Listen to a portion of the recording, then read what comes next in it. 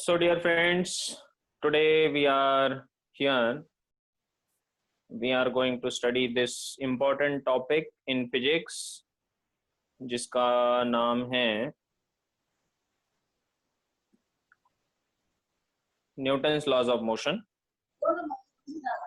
और Newton's laws of motion में हम आज डिस्कस करने जा रहे हैं अबाउट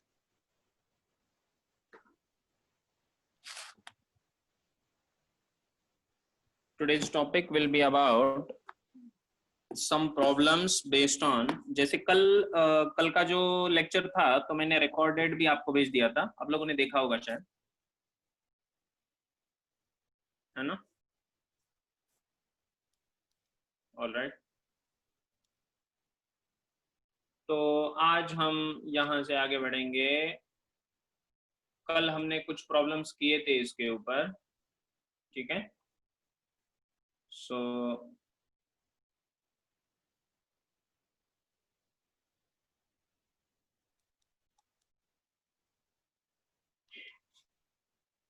ये है आपका Newton's laws of motion,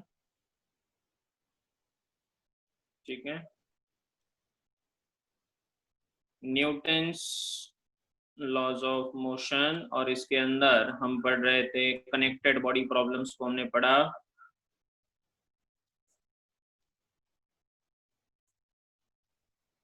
connected body problems को हमने अब तक देखा है बेटा, और इस कनेक्टेड बॉडी प्रॉब्लम्स में हमने कल कुछ प्रॉब्लम्स को देखा जिसमें कुछ स्ट्रिंग वाले प्रॉब्लम आए थे, जिसमें स्ट्रिंग्स वेयर अटैच्ड, तो उसमें मासलेस स्ट्रिंग और मास के साथ वाला स्ट्रिंग, ये दोनों तरह के स्ट्रिंग्स को हमने कवर कर लिया, ठीक है? तो अब ये होने के बाद अब थोड़ा आगे चलते हैं। तो एक प्रॉब्लम दे देता हूं, आप लोग इसको सॉल्व करने का ट्राई करना, ठीक है? So let us take this particular problem. देखिए इस प्रॉब्लम को, ये कैसा प्रॉब्लम है।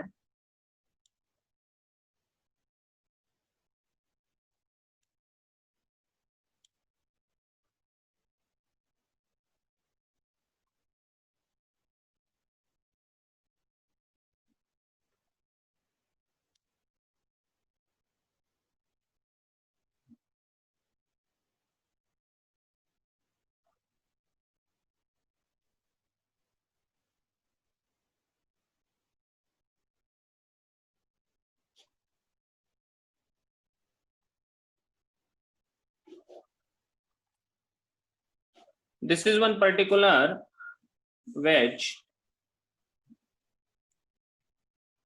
और इसके ऊपर एक रस्सी है, एक स्ट्रिंग है, एक स्ट्रिंग है जिसका जो पोर्शन है, sum of the portion of mass m/3 is in this side, and remaining 2m/3 portion is on this side. This wedge is moving at an acceleration a, and this is 60 degree, this is 60 degree. This is the wedge which is moving with acceleration a in the left direction. आपसे पूछा है कि find the acceleration of the wedge of mass capital M. wedge का mass capital M अगर है, such that the string remains stationary.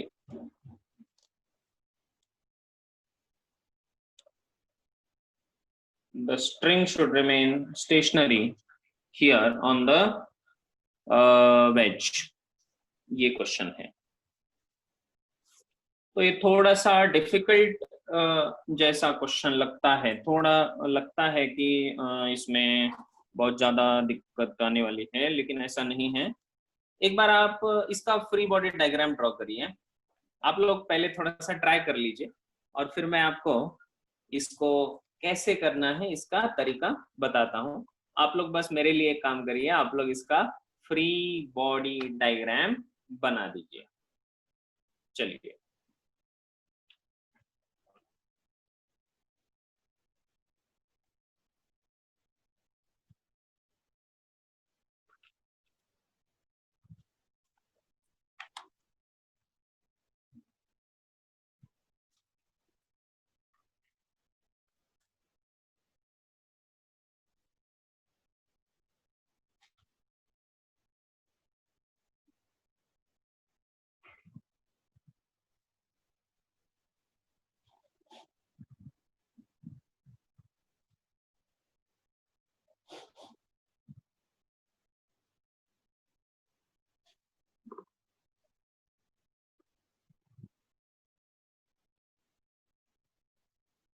थोड़ा सा tough लगने वाला क्वेश्चन हो सकता है ये।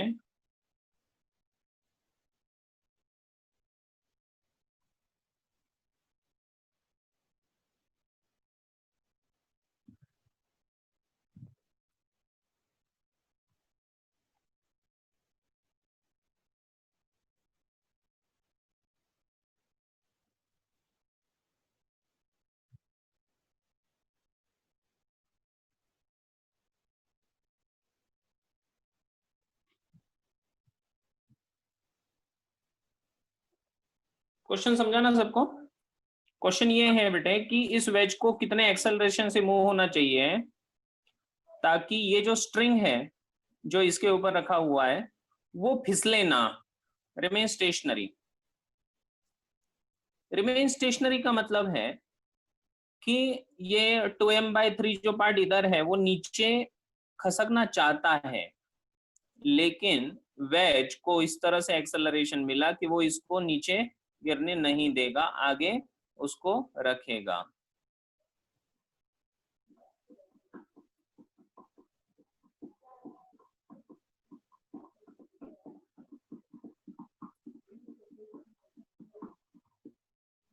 देखिए, पहले मैं आपको हिंट्स देता हूं कुछ, आप इन हिंट्स को यूज करके इसको सॉल्व करना। सबसे पहले आप इस स्ट्रिंग को यहां से तोड़िए। क्या करना है आपको? इस स्ट्रिंग को यहां से तोड़ देना है बेटे। 2m/3 वजन वाला जो स्ट्रिंग है उसका फ्री बॉडी डायग्राम बनाते हैं। आइए, late us draw the free body diagram of part 2m/3। ये 2m/3 वाला जो पार्ट है, तो पहले इसका फ्री बॉडी डायग्राम बनाते हैं। चलिए, तो इसको मैं ऐसे ड्रॉ करूंगा। ये है 2m/3 वाला पार्ट। चलो, इसके ऊपर कौन से फोर्सेस एक्ट करेंगे, कोई बोलेगा? Which all forces will act on this? mg नीचे की तरफ, नॉर्मल रिएक्शन। चलिए, सबसे पहले अपना दोस्त mg, तो अपने दोस्त की मदद लेते हैं। mg नीचे की तरफ, वेरी गुड। तो क्या ये 2m/3g होगा? हाँ सर। हाँ सर। बिल्कुल। और उसके बाद नॉर्मल रिएक्शन भी रहेगा क्या? हाँ, नॉर्मल रिएक्शन रहेगा इस दिशा में। क्या इसको n1 बोल दूं मैं, चलेगा?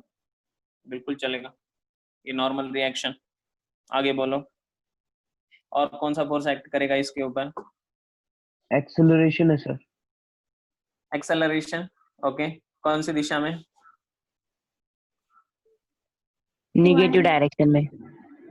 हाँ, निगेटिव डायरेक्शन में एक्सेलरेशन रहेगा, लेकिन इस स्ट्रिंग को ऊपर खींचने वाला टेंशन भी तो रहेगा। हाँ सर, टेंशन भी होगा। अटैच्ड है, वो टेंशन इसको खींचेगा इस दिशा में, और इसको एक्चुअल एक्सेलरेशन जो मिला है वो एक्सेलरेशन इसको मिला है इस दिशा में। ठीक है, दिस इज द एक्सेलरेशन। अब ये स्ट्रिंग रिमेन स्टेशनरी का मतलब होता है कि जो एक्सेलरेशन वेज को मिला है वही एक्सेलरेशन स्ट्रिंग को मिला है, तभी तो ये स्टेशनरी है with respect to wedge, right. तो चलिए अब एक काम करते हैं। अब यहाँ पर हमें करना क्या है, सबसे पहले इंपॉर्टेंट बात यह है कि आपको एक्स और वाई एक्सिस को कंसिडर करना है। So you will consider x और वाई एक्सिस। अगर आप लोगे तो एक्स और वाई एक्सिस को अगर आपने अलोंग द इंक्लाइन प्लेन ले लिया तो देखते हैं कि अपने इक्वेशंस कैसे बनेंगे। तो मैं इसको मान लेता हूं एक्स एक्सिस, इसको मान लेता हूं वाई एक्सिस, चलेगा। तो क्या आप मुझे बता सकते हो कि यहाँ पर summation of F x equals to mass into acceleration in x direction, ऐसा बोल सकता हूं मैं? यस, बोल सकता हूं, है ना। तो मुझे अब कंपोनेंट्स लेने पड़ेंगे, तो ठीक है मैं कंपोनेंट्स ले लेता हूं। कौन सी दिशा में? एक्स दिशा में। तो टी तो एक्स दिशा में है ही ऑलरेडी, टी तो एक्स ही दिशा में है, तो 2mg का कंपोनेंट इधर लेना पड़ेगा। अगर ये एंगल जो है नीचे वाला एंगल ये कितना है 60 डिग्री, तो ये भी एंगल 60 डिग्री, ये 60, तो इसको परपेंडिकुलर जो रहेगा तो ये भी एंगल 60 डिग्री बन जाएगा। तो इधर इसका कंपोनेंट जो बनेगा वो 2mg/3 cos 60, और इधर जो कंपोनेंट बनेगा mg का वो कौन सा होगा 2mg/3 sin 60। क्लियर? mg के दो कंपोनेंट्स ले लिए, mg cos theta, mg sin theta, mg cos theta, mg sin theta. चलो मैं इसको दिखाता हूं थोड़ा मैग्नीफाई करके, तब जाके समझेगा। देखो इसको ध्यान से, समझ रहे हो ना। तो ये था अपना mg, mg की जगह पर है 2mg/3, तो इसके दो कंपोनेंट्स, ये 60, तो इसका ये 2mg/3 cos 60, ये 2mg/3 sin 60। यहां तक समझा सबको? ओके। और अब लिखेंगे इसका इक्वेशन। अब इसका इक्वेशन लिखेंगे हम। क्या आप तैयार है इक्वेशन लिखने के लिए? Yes sir. चलिए तो इक्वेशन लिखने के लिए तैयार हो जाइए। Let us draw the equation. अब इक्वेशन में summation F x equals to mass into acceleration, बताइए क्या लिखना होगा?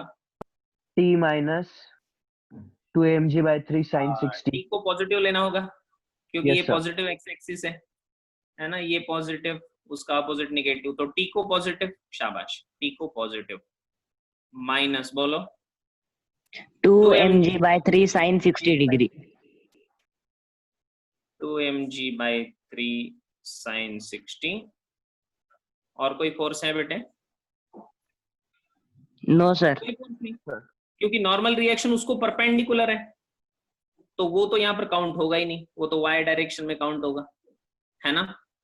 तो इसका मतलब हमें नॉर्मल रिएक्शन की जरूरत नहीं, बाकी कोई भी फोर्स एक्ट नहीं कर रहा, that should be equals to mass at 2m/3 into इसका एक्सेलरेशन इन एक्स डायरेक्शन। अब इसका एक्सेलरेशन इन एक्स डायरेक्शन क्या होगा? What would be the acceleration in x direction? तो ये है एक्सेलरेशन इधर है, इसका एक्स एक्सिस पे कंपोनेंट लेना पड़ेगा। ये समझे बात को? तो एक्सेलरेशन के दो कंपोनेंट्स, एक्सेलरेशन का एक कंपोनेंट इधर, एक कंपोनेंट इधर है, तो मैंने एक्सेलरेशन का ही कंपोनेंट ले लिया अभी। अब देखो ये एंगल है 60 डिग्री, तो क्या ये भी एंगल 60 हो जाएगा? बिल्कुल। तो इसलिए ये बन जाएगा a cos 60। क्या बन जाएगा? a cos 60। कुछ समझा? क्लियर? सर सब समझा। और इसीलिए ये होगा माइनस में, क्योंकि निगेटिव एक्स डायरेक्शन में है, तो a cos 60। और इसीलिए हम लिखेंगे ये t माइनस साइन 60 कितना होता है, √3/2। तो √3/2 2 से 2 कैंसिल हो जाएगा और वो √3 से ये कैंसिल हो जाएगा, तो ये बन जाएगा mg/√3 इक्वल्स टू माइनस ये 2m/3 इंटू a/2। cos 60 होता है 2, तो 2 कैंसिल, तो ये बन जाएगा minus ma/3। Is it clear? This is your Yes, equation number 1।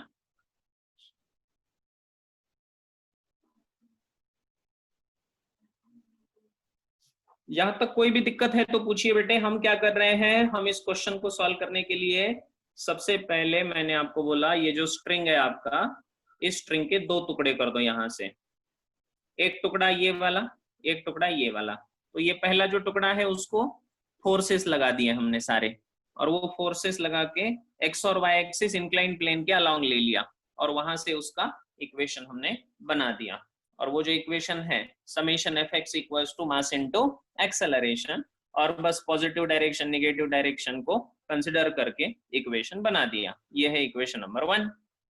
इसमें कोई स्टेप में डाउट हो तो बोलिए आप, फिर हम आगे चलेंगे। सर वो एक्सीलरेशन का समझाना सर।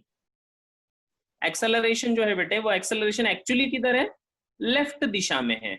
एक्सेलरेशन किधर है, लेफ्ट दिशा में है एक्चुअली। लेकिन हम जो इक्वेशन लिख रहे हैं वो y एक्सिस और x एक्सिस में होता है ना, तो मैंने y एक्सिस ऐसा लिया और x एक्सिस ऐसा लिया है, तो मुझे एक्सेलरेशन कौन सी दिशा में चाहिए, x दिशा में। तो अगर एक्सेलरेशन x दिशा में चाहिए तो इस एक्सेलरेशन का कंपोनेंट हमें लेना पड़ता है, इसीलिए acceleration in x direction is equals to a cos 60, which is the component of the acceleration along x-axis. Is it clear? Yes sir. हाँ सर क्लियर है। Very nice. Let us draw the free body diagram of the remaining string m/3. Okay? Sir summation fy की जरूरत नहीं है। यहाँ पर fy की जरूरत नहीं पड़ेगी बेटे, ठीक है, fy की जरूरत नहीं पड़ेगी हमें, ठीक है, इसलिए मैं fy को ड्रॉ ही नहीं कर रहा हूं। अब अगर दूसरा वाला स्ट्रिंग देखा जाए तो दूसरे वाले स्ट्रिंग में मैं यहां पर कह सकता हूं ये दूसरा वाला आपका स्ट्रिंग,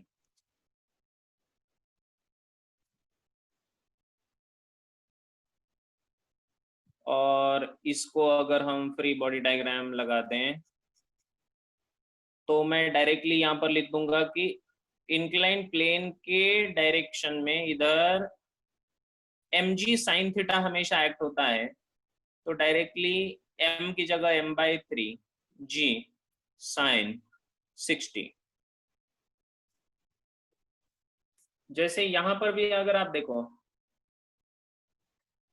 इस प्रॉब्लम में, इधर भी तो ये साइन 60 आया था ना, इंक्लाइन प्लेन के डायरेक्शन में हमेशा साइन वाला कंपोनेंट आता है, या फिर आप प्रैक्टिकली करके भी देख सकते हो, mg नीचे की तरफ, तो ये m है तो m/3g, और इधर एक कंपोनेंट आएगा,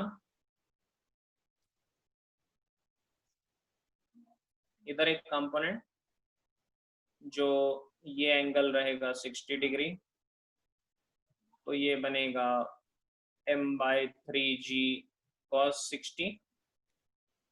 तो इंक्लाइन प्लेन पे कौन रहेगा, m/3g sin 60, सब जाएगा। उसी तरह उसको ऊपर की तरफ कौन खींचेगा, टेंशन खींचेगा ना उतना ही, वहीं से तो 2 टुकड़े कर दिए थे हमने, और वहीं से नॉर्मल रिएक्शन भी एक्ट होगा जिसको नाम देंगे N2।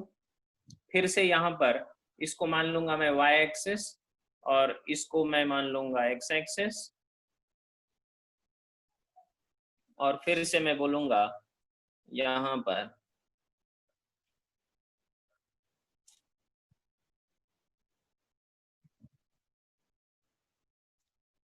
summation fx equals to mass into acceleration in x direction, and acceleration is in this direction, this is acceleration. ठीक है जी, समझ में आया? हाँ जी। एक्सेलरेशन का भी कंपोनेंट लेना पड़ेगा x की दिशा में, तो इसके दो कंपोनेंट्स, ये रहेगा x दिशा में, ये एंगल 60 है तो ये एंगल होगा 60, तो ये होगा a cos 60 और ये होगा a sin 60. चलो, summation fx equals to mass into acceleration, summation fx ऊपर की तरफ निगेटिव, क्योंकि ये पॉजिटिव है, नीचे पॉजिटिव है बेटे, ऊपर निगेटिव तो -t, समझा?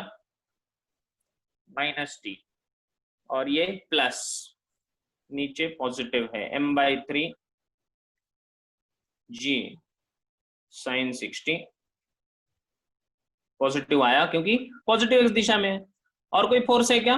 कोई फोर्स नहीं, इक्वल्स टू मास कितना, m/3, और एक्सेलरेशन कितना, वो है a cos 60, लेकिन किधर, निगेटिव में, तो -a cos 60. क्लियर?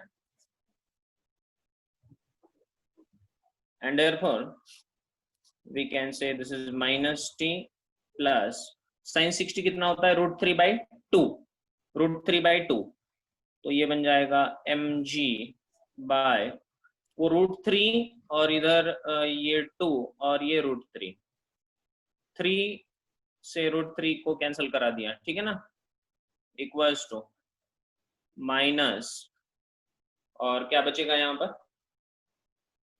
पर बचेगा आपका cos 60 होता है half, so 3 into 2 is 6, so minus ma/6, a/2.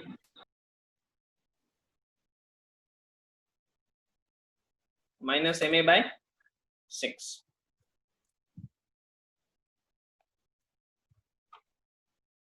ठीक है,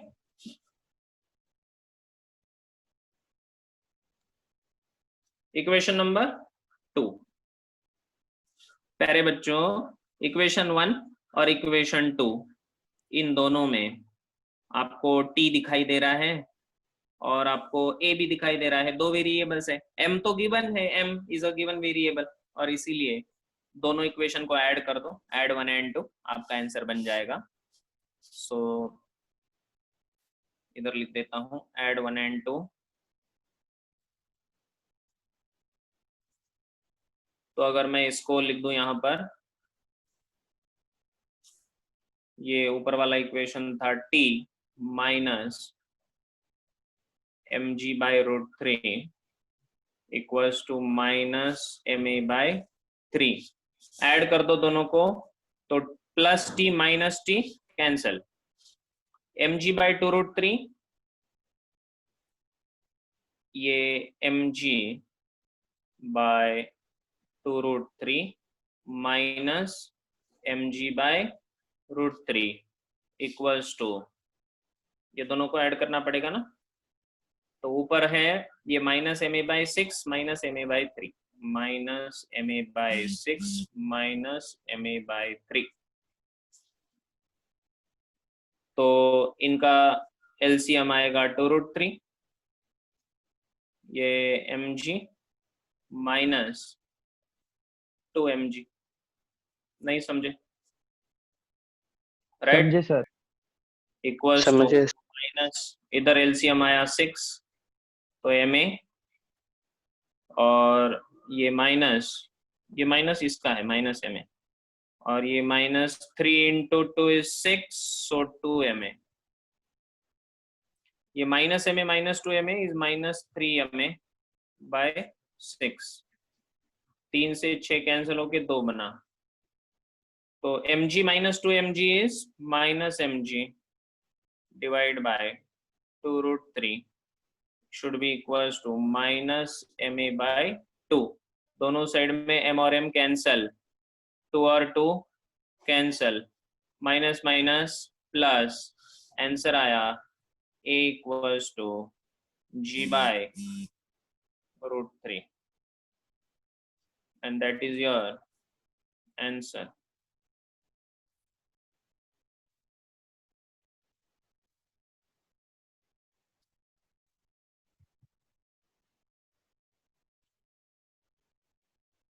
कुछ समझ में आया? हाँ सर।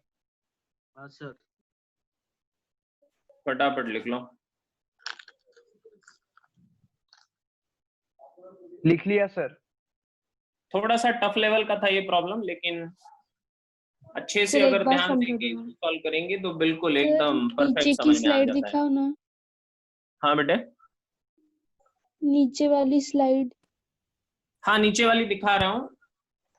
ये ऊपर वाला किसी का रह गया होगा तो इसलिए मैं ऊपर वाला भी दिखा रहा था। ये लो। सर ये समझा दो ना फिर से सर। हाँ समझाता हूँ।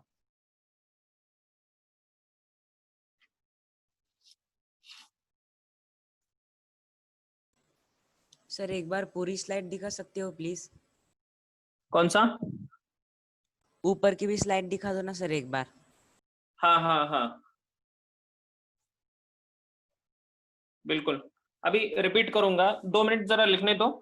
जैसे ही हो जाता है तो फिर से रिपीट भी करूंगा और ऊपर वाला स्लाइड भी दिखा दूंगा पूरा।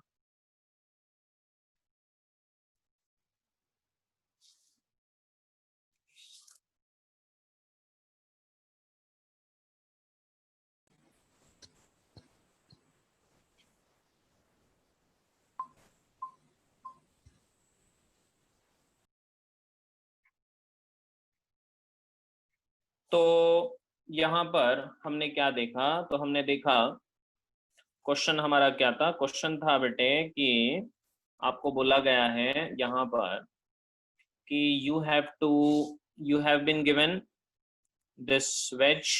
ये वेज आपको दिया है और इस वेज में यहाँ पर ऊपर ऐसे रस्सी लटक रहा है जिसका 2m/3 मास m है इसका।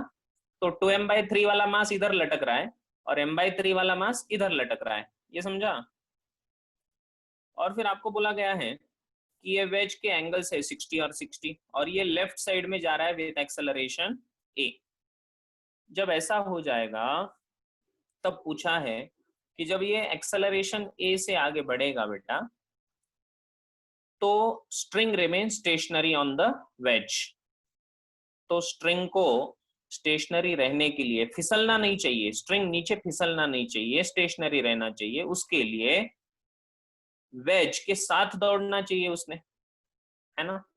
तो वेज का एक्सेलरेशन कितना रखा जाए ताकि स्ट्रिंग रिमेन्स स्टेशनरी, फिसले नहीं?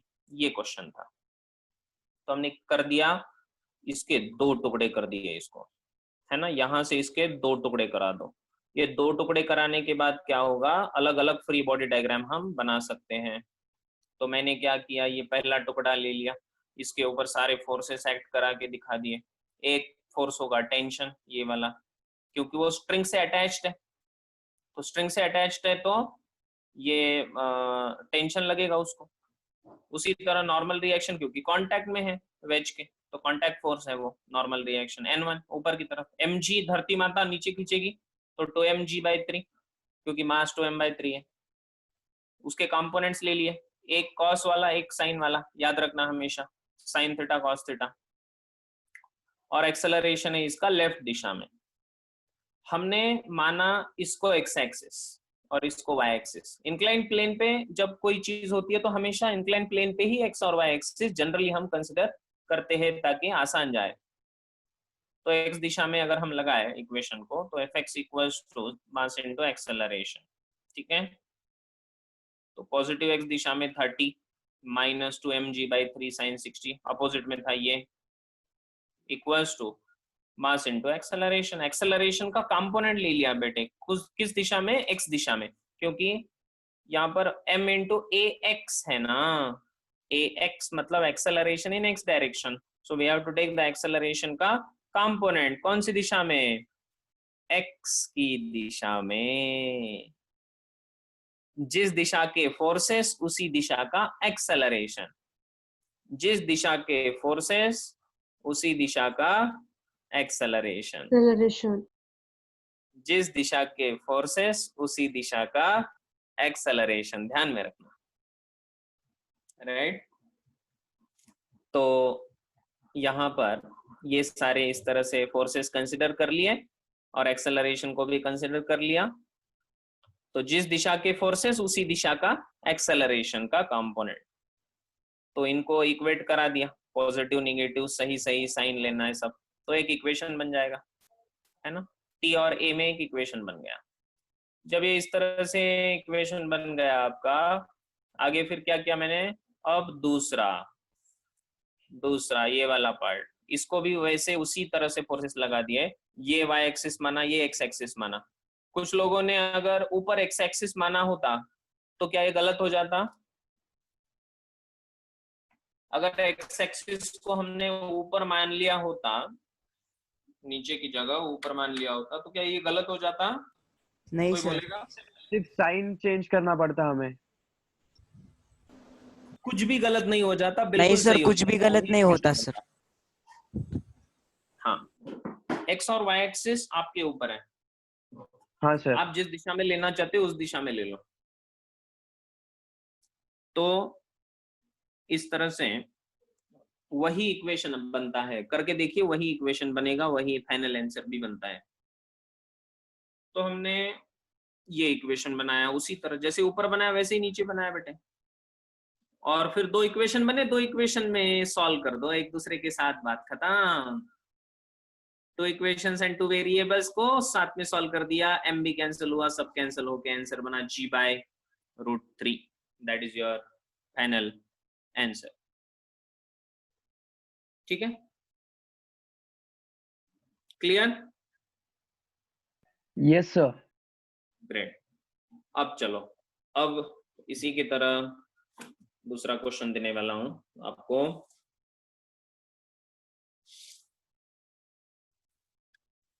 Late us take this problem.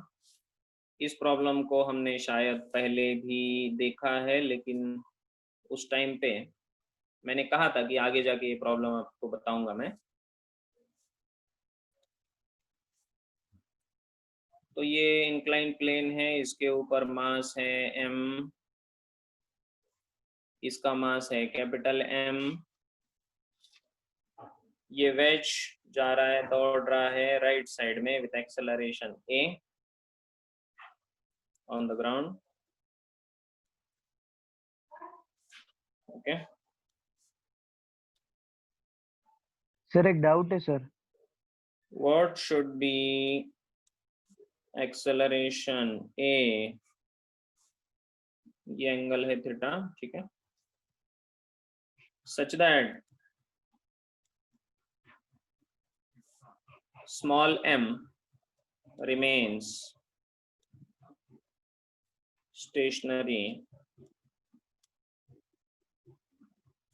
with respect to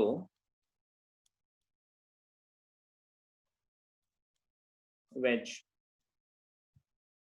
इस वेज के रिस्पेक्ट में, ये वेज है आपका, वेज मतलब इंक्लाइन प्लेन, वेज के रिस्पेक्ट में m शुड रिमेन स्टेशनरी।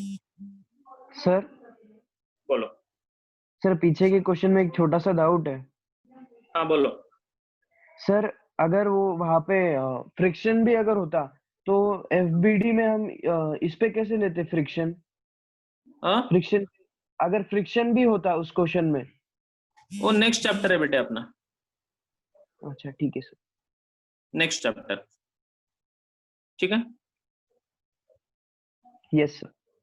हाँ, अब वो नेक्स्ट चैप्टर का इस चैप्टर में क्यों पढ़ा हूं मैं, बताने वाला हूं ना। हाँ, चलो।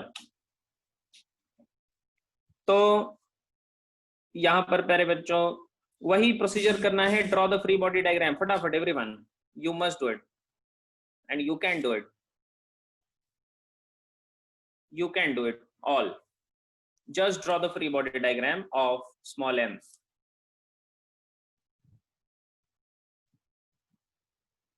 चलिए, स्मॉल m का फ्री बॉडी डायग्राम बनाइए सब लोग। फास्ट करिए।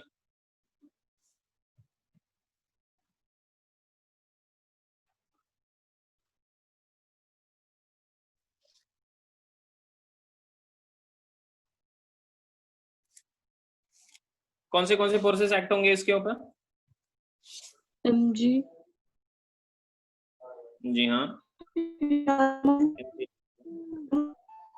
Normal mg